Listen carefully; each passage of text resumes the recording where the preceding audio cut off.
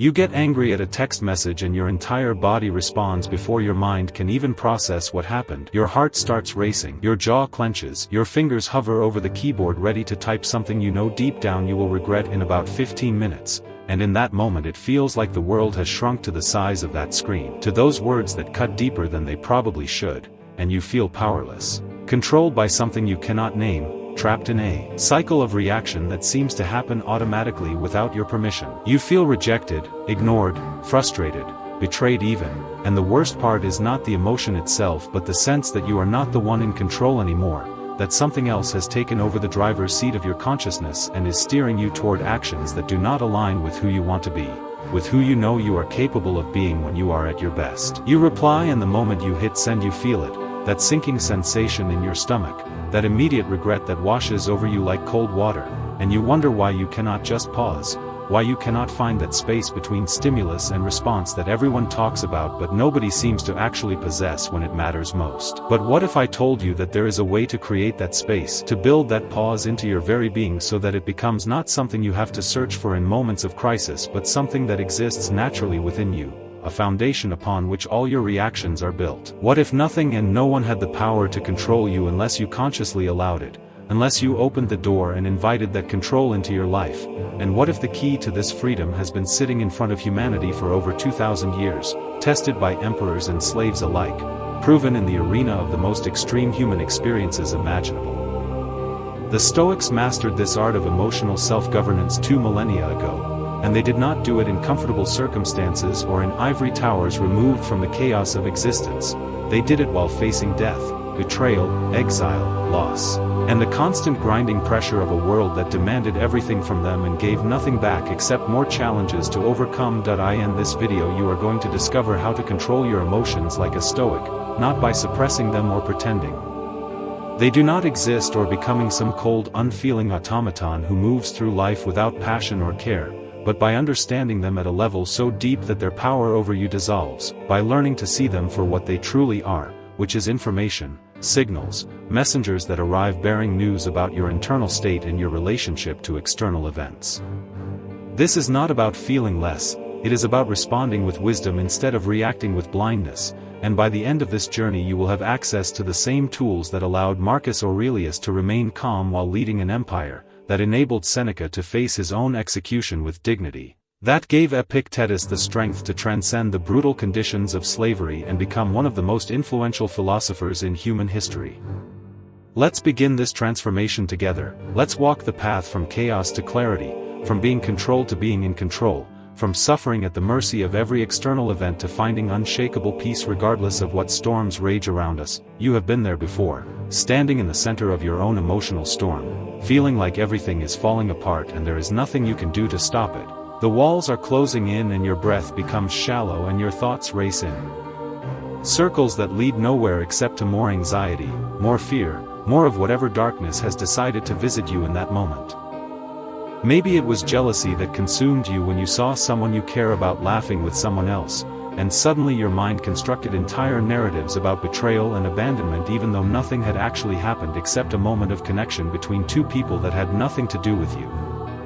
Maybe it was anger that erupted when someone disrespected you in front of others and your face flushed red and you felt that primal need to defend yourself, to strike back, to make them pay for the humiliation you experienced, and in that state you were capable of saying or doing things that your rational mind would never approve of but your emotional mind demanded immediately.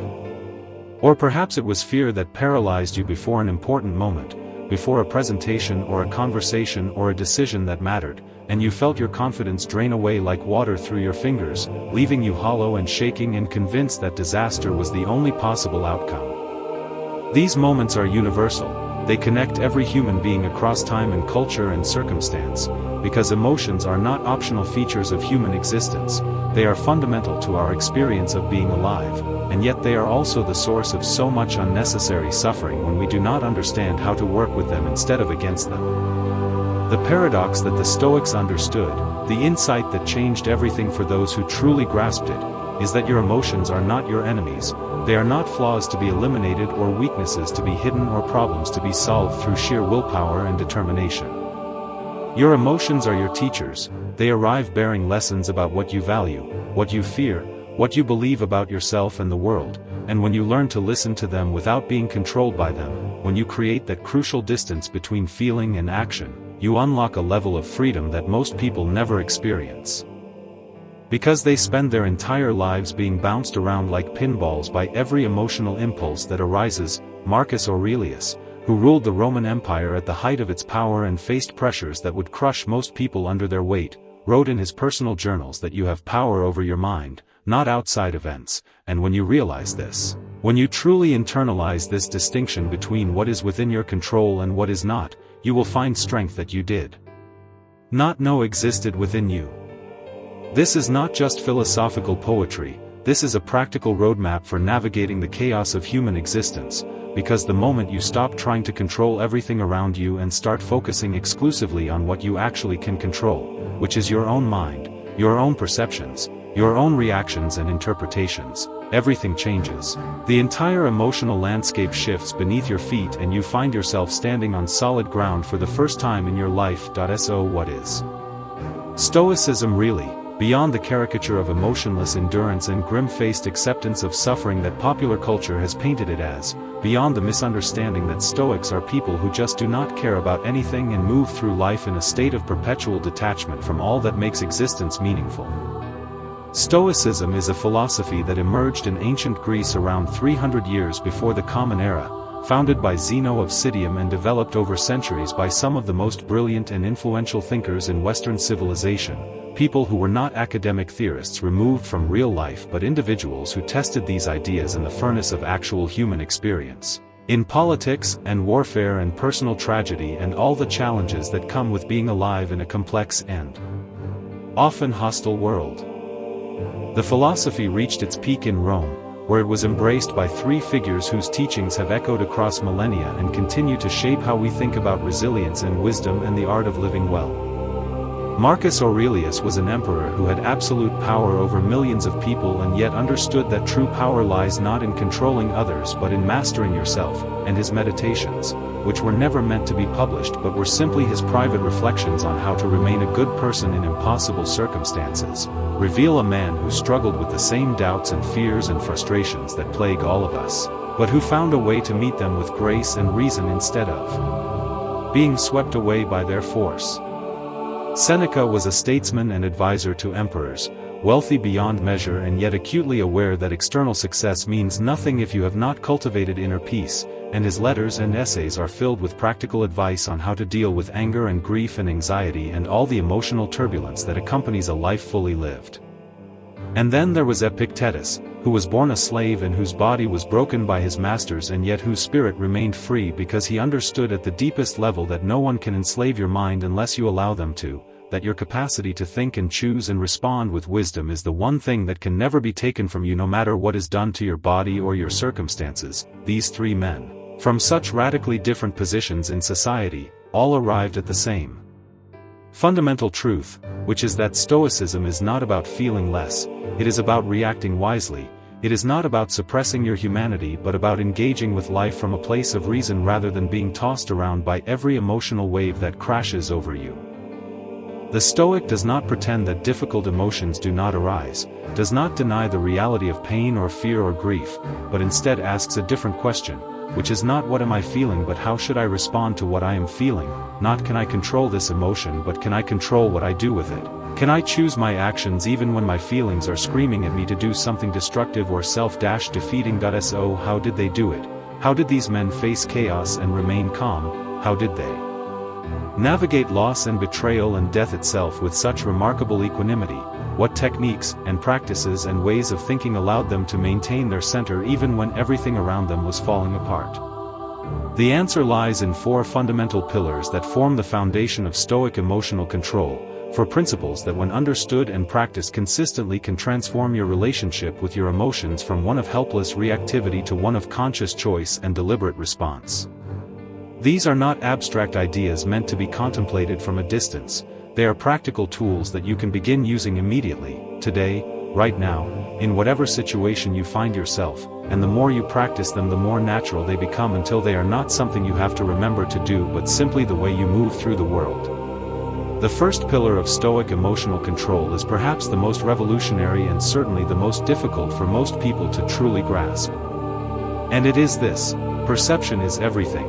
The way you see a situation determines your emotional response to it far more than the situation itself ever could. Epictetus, who knew suffering more intimately than most people ever will, stated this principle with perfect clarity when he said that it is not things themselves that disturb us, but our opinions about them, our interpretations, our stories, our judgments about what events mean and what they say about us and what they predict about our future.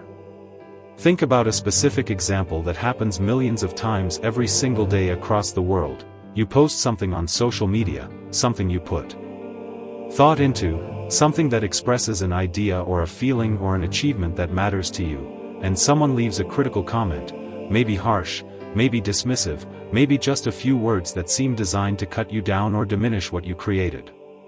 Your first reaction is almost certainly emotional. Anger rises in your chest, or hurt floods through you, or shame makes you want to delete the entire post and hide from the world, and in that moment it feels like this person has wounded you, like they have the power to make you feel terrible about yourself, like their words have directly caused your pain. But this is an illusion, a misunderstanding of causation that keeps you trapped in reactive patterns for your entire life if you never examine it closely. The comment is just words on a screen, neutral photons arranged in patterns that your eyes detect and your brain processes, and those words cannot reach inside you and press a button labeled pain unless you have already installed that button, unless you have already decided that criticism threatens something you value or believe about yourself, that external validation is necessary for your sense of worth, that other people's opinions should determine your emotional state. The pain you feel comes not from the comment but from your judgment about the comment, from the story you tell yourself about what it means, from the significance you assign to it, and this is actually incredibly empowering news because while you cannot control what other people say about you, you absolutely can control how you interpret their words. You can choose the story you tell yourself about what they mean. You can decide whether this criticism is worth engaging with or simply noise to be ignored. This is what the Stoics called the pause, the space between stimulus and response where your freedom lives, and you can practice creating this space right now by implementing what I call the 3-breath rule. When something triggers a strong emotional reaction, before you do anything, before you speak or type or act, you take 3 slow deliberate breaths, and in that brief window you ask yourself one simple question, which is, what am I making this mean? Not what does it mean, because nothing means anything inherently, everything is neutral until you interpret it, but what am I choosing to make this mean? What story am I telling myself, and is that story serving me or destroying me? Is it empowering me or imprisoning me? Is it based on reality or on fear and insecurity and habitual patterns of thinking that I inherited from my past? The gap between event and reaction is your freedom. It is the only freedom that truly matters because everything else can be taken from you, your wealth and your health and your relationships and your reputation, but this freedom to choose your interpretation, to decide what things mean and how you will respond, this is the one thing that remains yours under all circumstances, and when you learn to inhabit that gap, when you make it wider and more accessible through practice, you discover that most of what you thought had power over you actually has no power at all except what you give it through your interpretations and beliefs. The second pillar builds directly on the first and provides a framework for directing your energy and attention in the most productive way possible, and it is this: control what you can and release everything else. Stop wasting your precious life force on things that are fundamentally beyond your power to change. Epictetus divided all of existence into 2 categories with a clarity that cuts through all confusion and ambiguity. Some things are up to us and other things are not up to us, and your peace of mind depends entirely on your ability to distinguish between these 2 domains and focus exclusively on the first while accepting the second with grace and non-resistance. Imagine 2 circles, one inside the other. The inner circle represents everything that is actually within your control, which when you examine it honestly turns out to be a surprisingly small domain consisting primarily of your own thoughts, your own choices, your own actions, your own effort and attention and intention. The outer circle represents everything else, all the vast complexity of the universe that operates according to its own laws and patterns without consulting you or caring about your preferences, and this includes other people's thoughts and feelings and actions. It includes the past which is already finished and cannot be changed. It includes most of the future which will unfold according to forces far beyond your influence. It includes the weather and the economy and politics and disease and death and basically everything that most people spend most of their time worrying about and trying to control.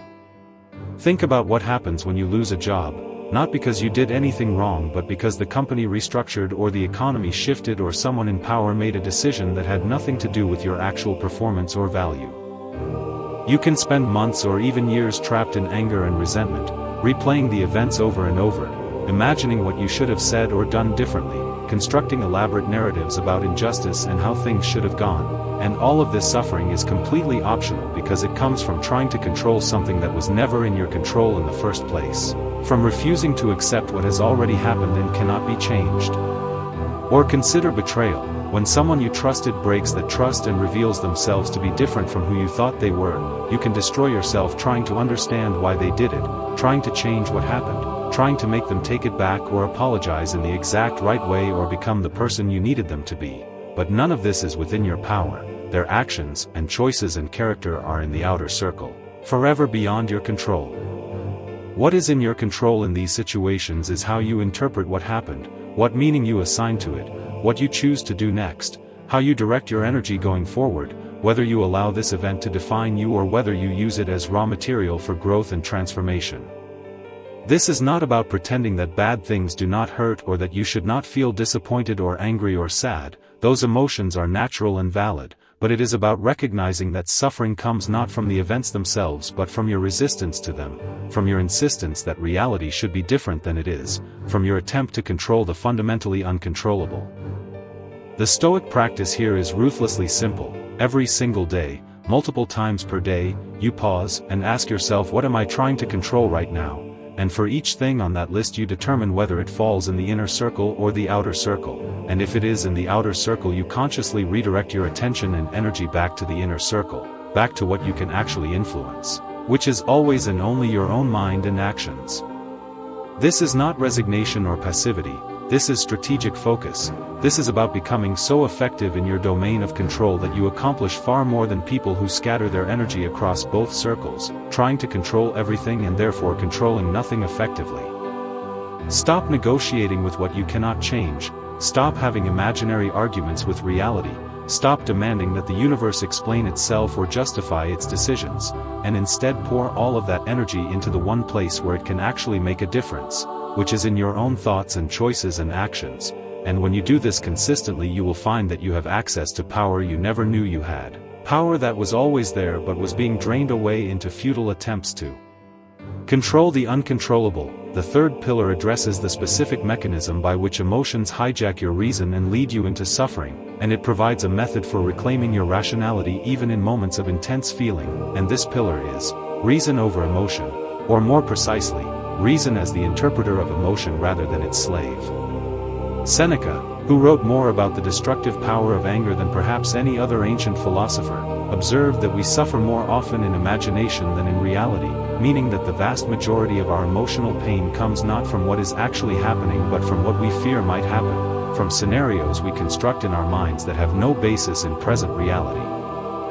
Consider the experience of anxiety before an important event, maybe a presentation you have to give or a difficult conversation you need to have or a social situation where you will be judged and evaluated by others.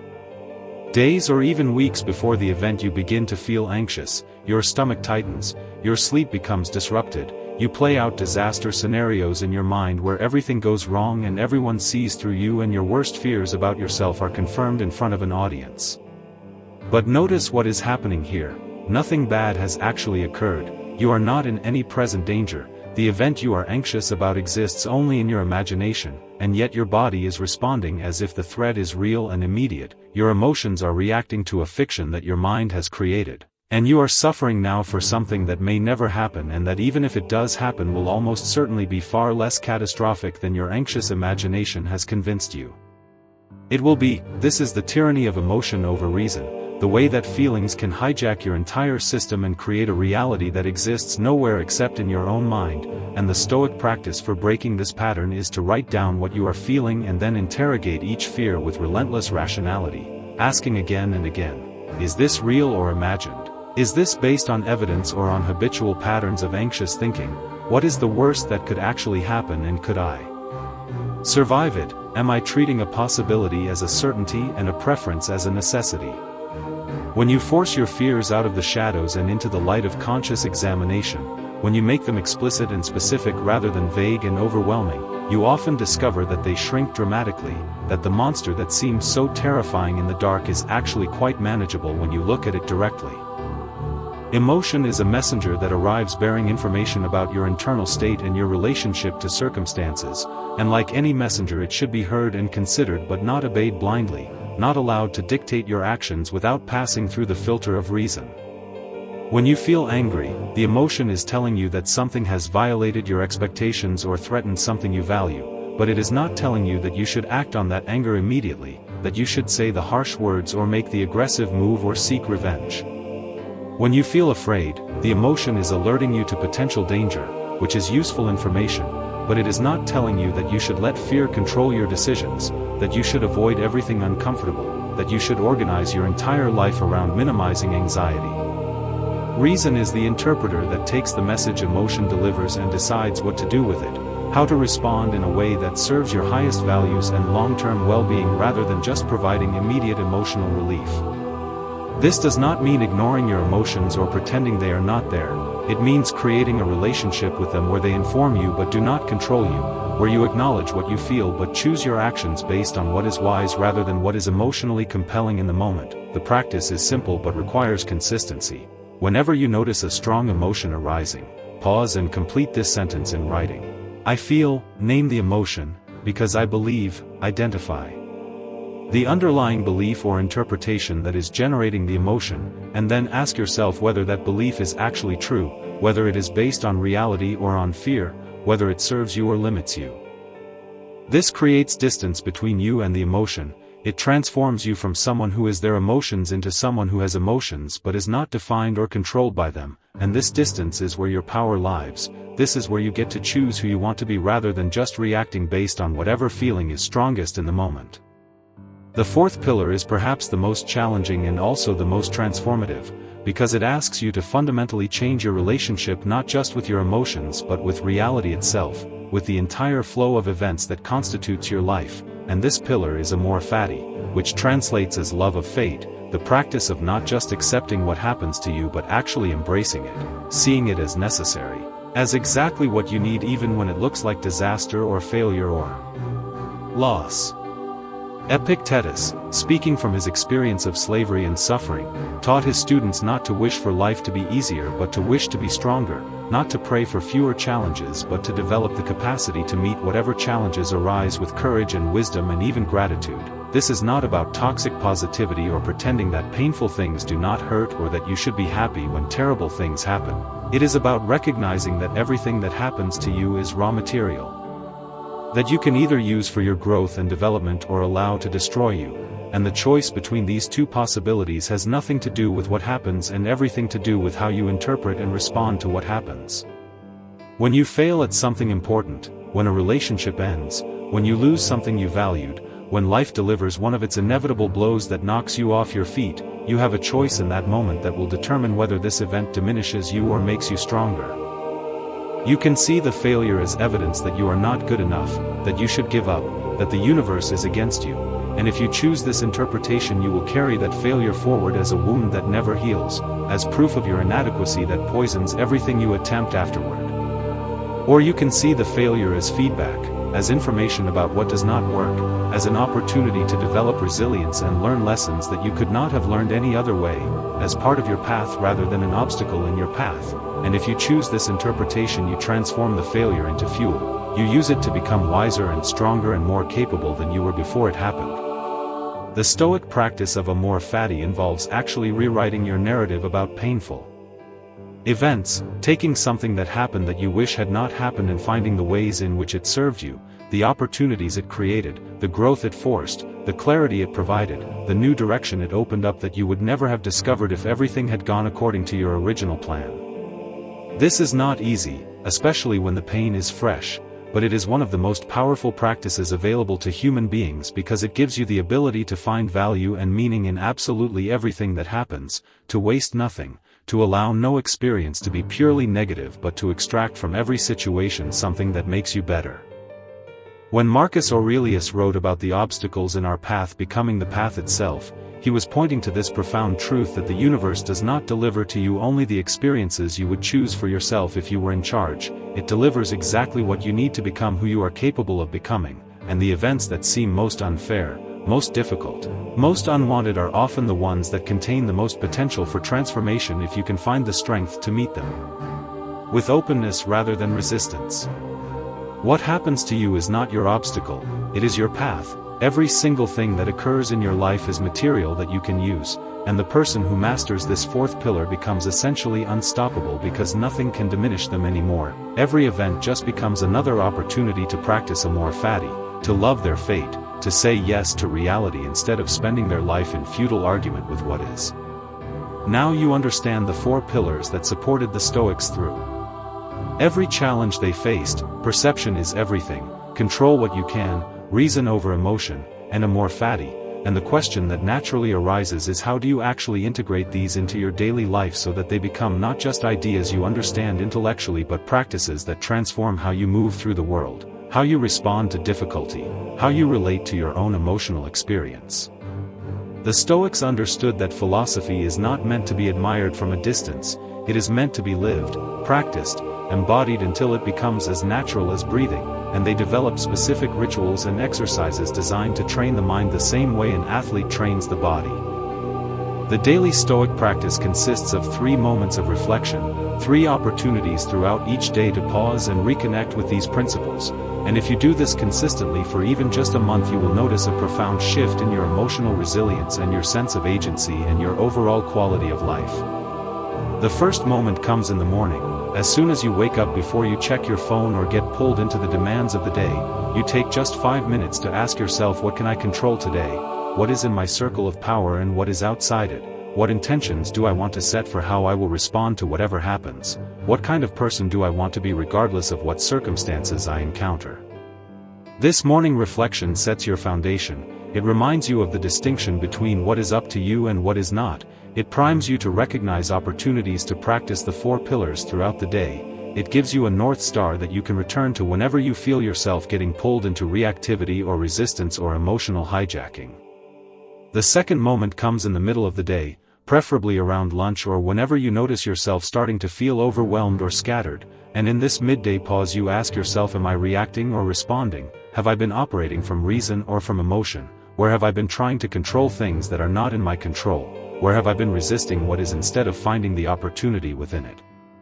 This check-in allows you to course-correct before small reactive patterns compound into major emotional spirals. It gives you the chance to reset multiple times throughout the day rather than waiting until you have already said or done something you regret. It builds the muscle of self-awareness that is absolutely essential for emotional mastery, because you cannot change what you do not notice.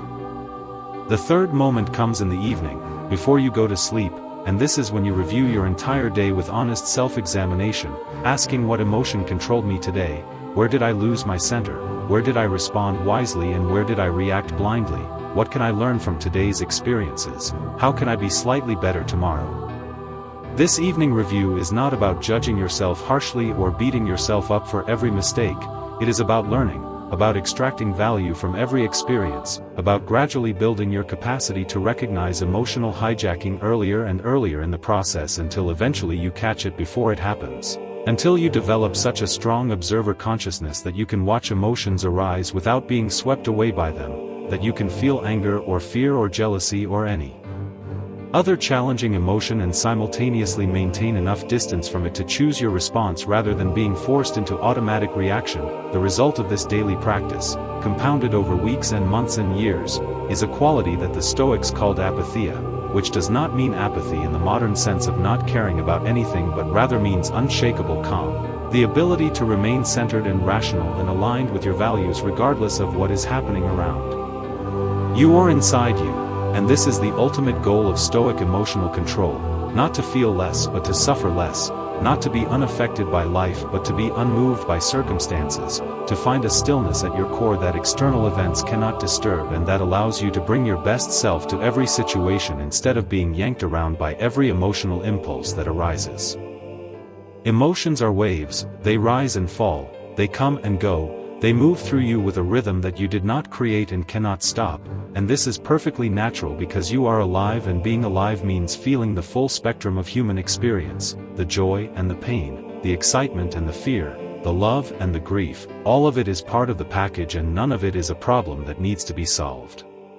You cannot stop the waves. Trying to do so is like trying to stop the ocean from moving. It is a futile battle that will only exhaust you and make you bitter, but what you can do is learn to surf. You can develop the skill to ride the waves instead of being drowned by them, to use their energy instead of being overwhelmed by their force.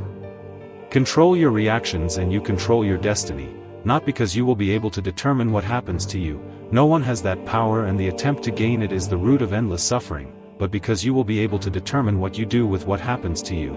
You will be able to choose your response. You will be able to extract value and meaning and growth from every experience, regardless of whether it is pleasant or painful, and this capacity to respond rather than react, to choose rather than be chosen for, to author your own story rather than being a character in someone else's. This is what freedom actually means. This is what power actually is.